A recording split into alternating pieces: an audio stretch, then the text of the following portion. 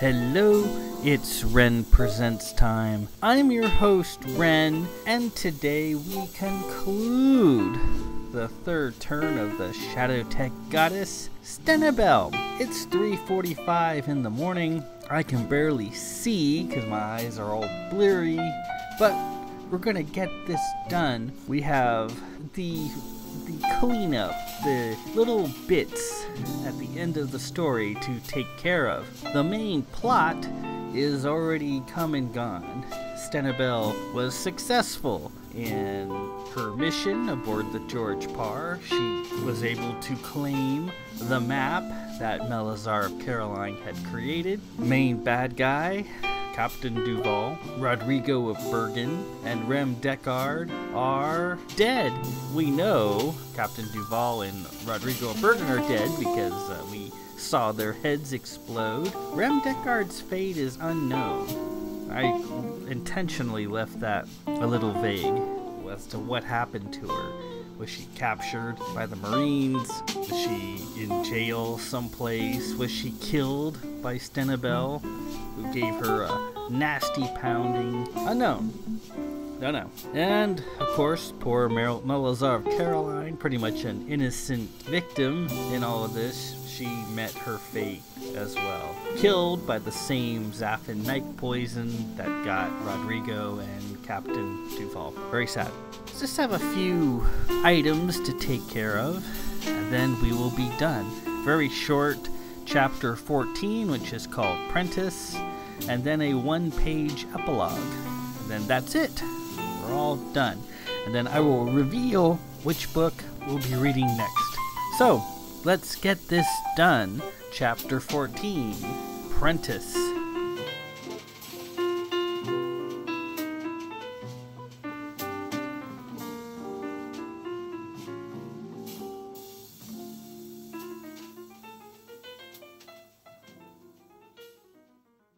The carriage stopped near the main entrance of the country manor. Stenibelle hopped out and allowed her HRN to furl around her. She picked up the small package and held it in both hands. Inside, resting in a cushioned box, was a fine crystal for a lady's watch.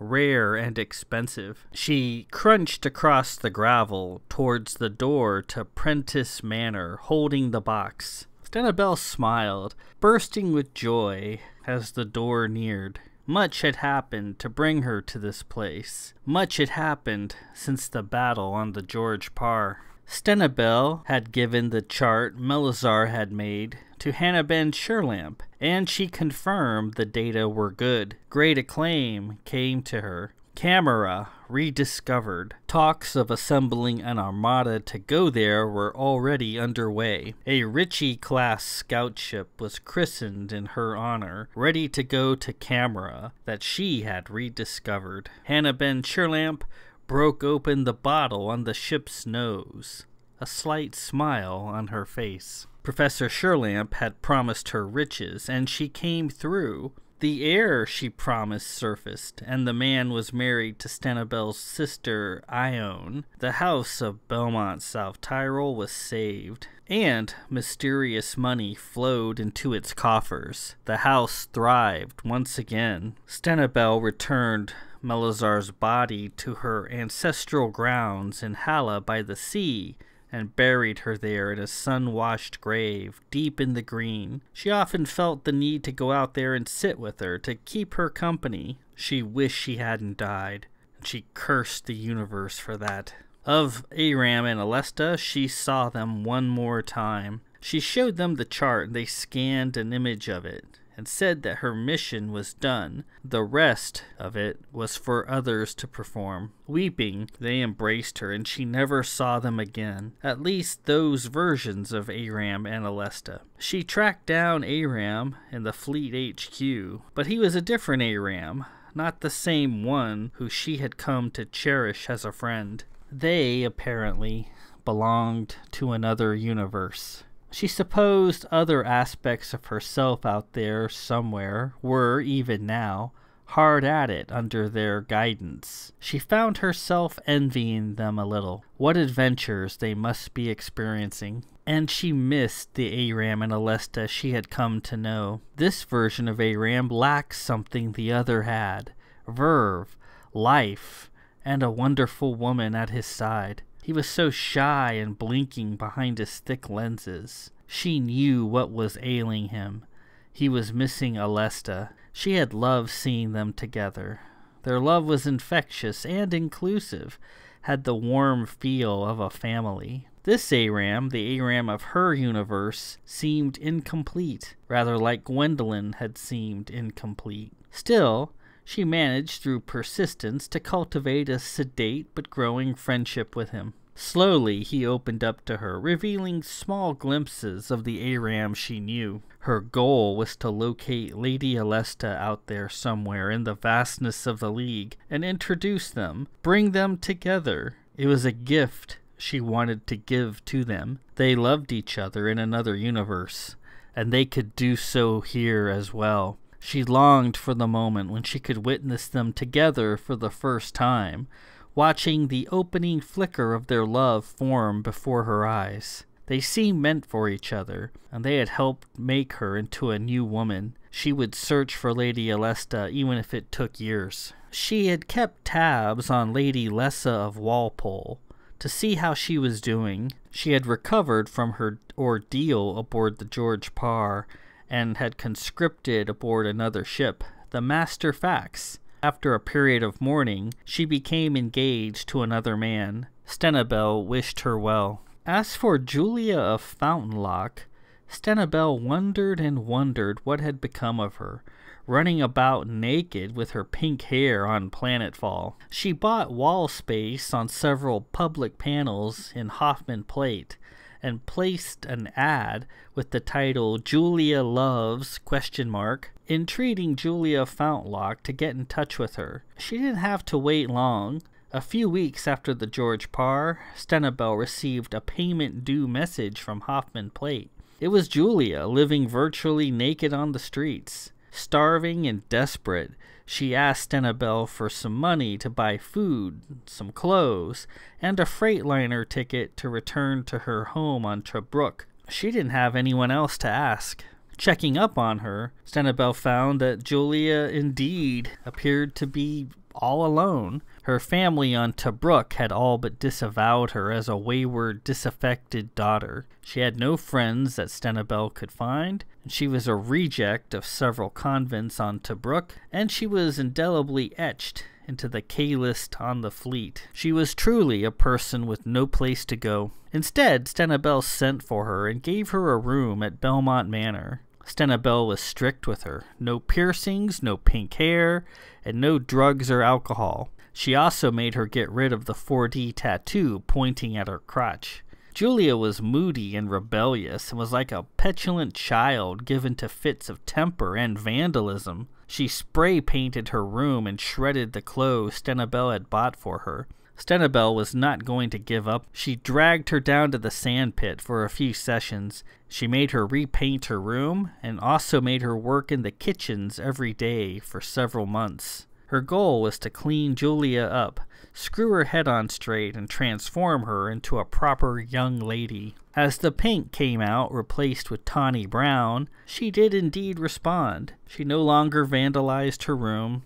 She did her chores in the kitchens without complaint. And even though she was only a few years younger than Stenibelle, she called her mom. She planned to send her off to school, to Traveller or the University of D, so that she could learn a skill and make something of herself and go off and start a family of her own. The life she saved would not be wasted. God, Stenibelle thought, I sound like my mother.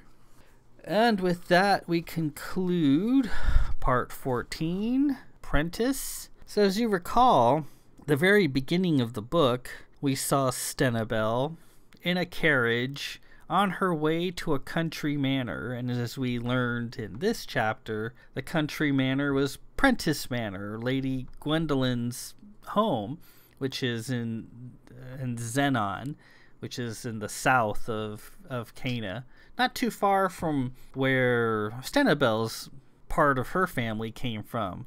The Belmonts come from Berinthia and isn't too far from Prentiss, near the Great Blue Pierce River. I always like that name. It's just a river. I always like giving rivers very powerful names. Rivers to me always have a lot of gravitas. So I'm careful about naming my rivers. But that's where Gwendolyn comes from. And Stenibelle, making good on her promise, bought a new watch crystal for her watch that she had damaged and is going to give it to her. So we see the very first part of the book is now linked to the back of the book.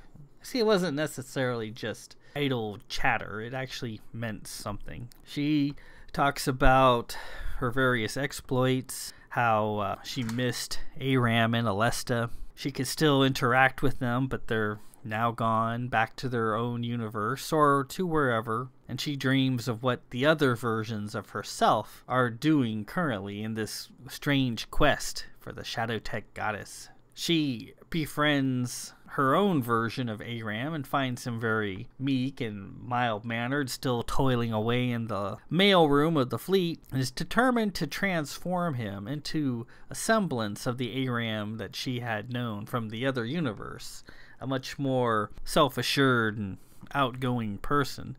And she figures one of the things that he needs, that he currently lacks, is Lady Alesta. She's out there in the League somewhere. I know where she is, sort of. We'll see if Stenibelle is able to get them together. That's one of her goals. I also couldn't have had her save Julia Fountainlock without a final note where Julia was living naked on the streets in Hoffman Plate, where Stenibelle had sent her, starving, friendless, just somehow getting by on scraps. And Stenibelle had bought a wall plate. It's like basically buying an ad space on a wall in Hoffman Plate, like a billboard basically. And she entitled it Julia Loves with 4 question marks. And then with the hopes Julia would see it and get in touch with her. And in fact, she did. Said, I'm starving. I want to go home to Brooke, which is where she's from. Stenibelle finds out she has no place to go. Her family had disavowed her as a hopeless case. She was a refugee of several convents that she had flunked out of or got thrown out of. Kind of just a wayward kid. And Stenibelle decided to bring her home to Belmont Manor, give her a room, and try to make something of her life. It didn't start off well. Julia was rebellious and resentful and spray painted her room and whatnot. Stenibelle managed to cut through all that bullshit. I always had in my head maybe I should do a follow-up on the adventures of Julia Fountainlock and see what she's up to. Maybe someday I might. Now it's time for the epilogue, and you'll notice a shift in point of view. Instead of being just a standard limited third person point of view, which we've been having. That's basically how all my books are POV. This one's a first person from Stenibelle's perspective herself. She has a few things to say, and then that will be the end of the book. So let's proceed. The epilogue of the third turn of the Shadowtech goddess.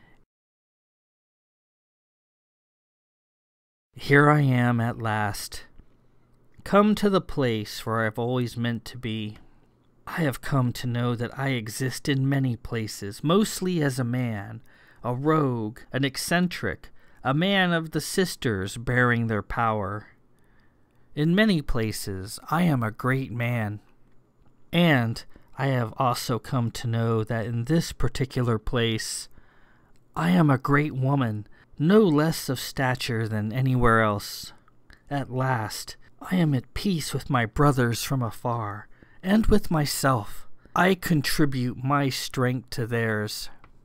I have learned much. I am a woman who has learned to value and cherish my friends. I have learned to rely upon myself and value the skills I have and take confidence that I am great. And most of all, I am a woman who has learned to follow her heart, wherever it may lead. And here it has led me. I told you once, Gwen, that I am not the man who loved you in a different place. Your heart broke. I felt it break, and mine broke with you. But look at me. I am the same person as those men, with the same soul, finally allowed to shine. And the love I feel and have come to accept is no different than theirs. Here I am, Gwen, gone for too long, but not forgotten. Not quite the person you were expecting, but full of love just the same.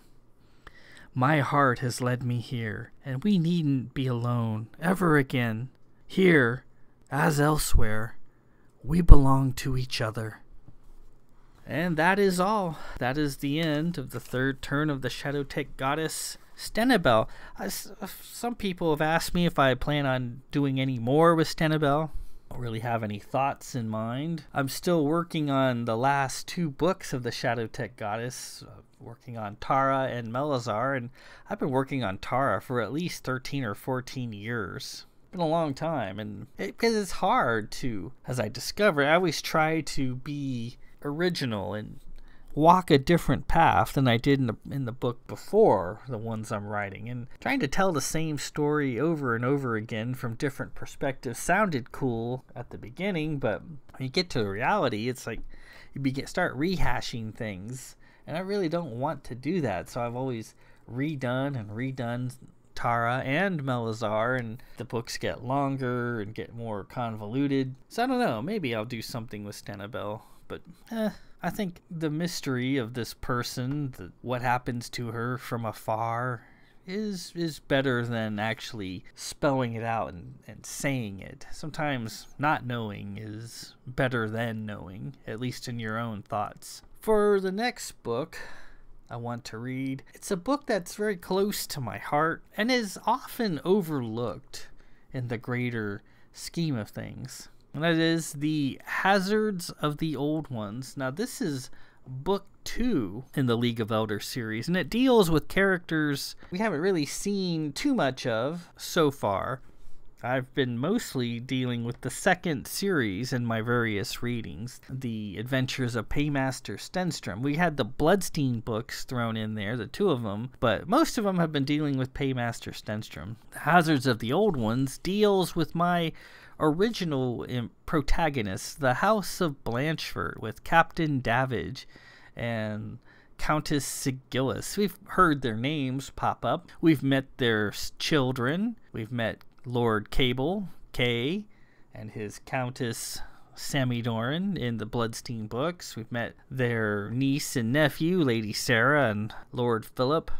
Haven't really dealt with Captain D and Sig, the original main good guys of the books. I moved on after 2 books from them, moved on to their children and then to the second series because I thought their tale was done, basically. The Hazards is kind of an odd book because it follows the first book. It's pretty much a direct descendant of the first book. It happens very shortly after the events of book 1, and then transitions into the Temple of the Exploding Head series, which deals with their son, with Kay and Sam. So the Hazards is kind of in the middle there, and it's often forgotten, and that's a shame. I wrote it to be a standalone book that you could read it just by itself and enjoy it. And I found out over the years that it's not quite the case. When you're writing a book, you have to maintain sort of a helicopter perspective, a third-person view of your own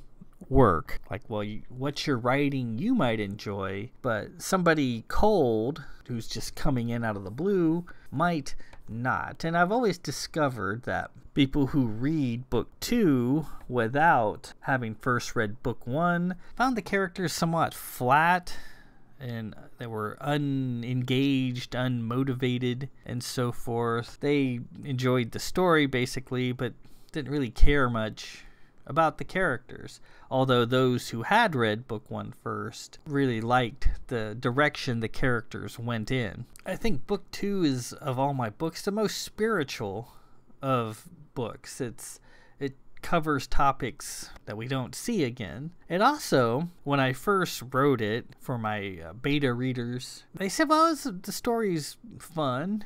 and interesting, but it lacks a heart. I'm like, what do you mean? Have you been drinking? What do you mean it doesn't have a heart? It says it just lacks a heart and a soul. And I had to step back and reevaluate it. I'm like, So I added on to the book and gave it a heart and a soul. And the book kind of went in a different direction than what I had originally planned. That happens with all the books. They always deviate from my initial thoughts. And The Hazards, very greatly so, added to the size of the book.